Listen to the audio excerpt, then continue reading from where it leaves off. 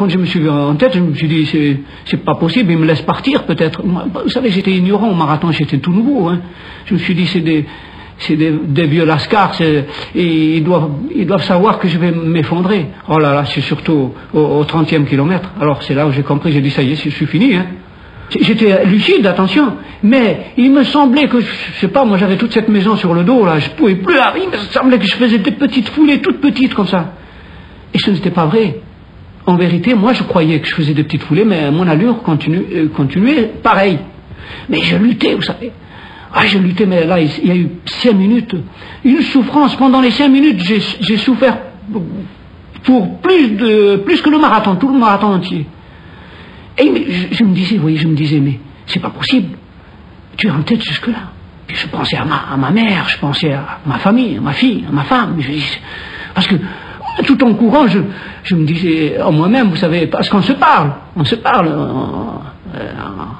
parce que nous sommes 2 personnes, vous savez, et il y a 2 personnes, on se parle, en pleine course, on se parle, on s'ennuie pas. Alors je me disais, oh là là, si jamais tu gagnes, c'est quelque chose de formidable.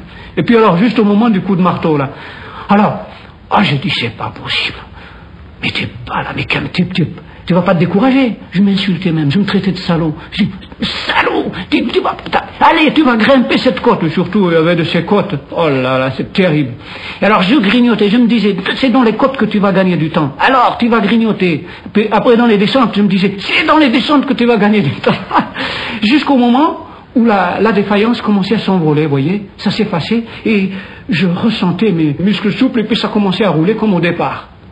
Et c'était exactement à 5 km de l'arrivée où je voyais déjà à vol d'oiseau le mât olympique. Oh là là, je sentais un parfum, comme un parfum qui me venait du stade, ouais. C'est marrant. L'intuition toujours, vous voyez, je sentais qu'il y avait quelque chose de bien qui venait, de bien-être qui venait sur moi. Et à ce moment-là, il y avait 2 motards australiens de chaque côté.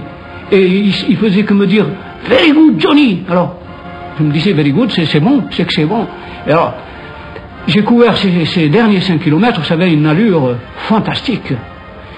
Mais alors, ce n'est qu'en passant sous le tunnel pour rentrer dans le stade, j'ai pensé, je me suis dit, attention, tu es arrivé là, il y en a qui sont battus sur le stade. Mais je savais que j'allais vite, mais on ne sait jamais. Je ne me suis jamais retourné auparavant. Ce n'est qu'en entamant le sprint, j'ai fait un petit hop, je me suis regardé derrière pour voir s'il y a quelqu'un, n'est-ce pas? J'ai vu qu'il n'y avait personne. Alors, sous une ovation monstre, j'ai fini ce dernier tour, et puis je coupe le fil, et puis j'étais champion olympique.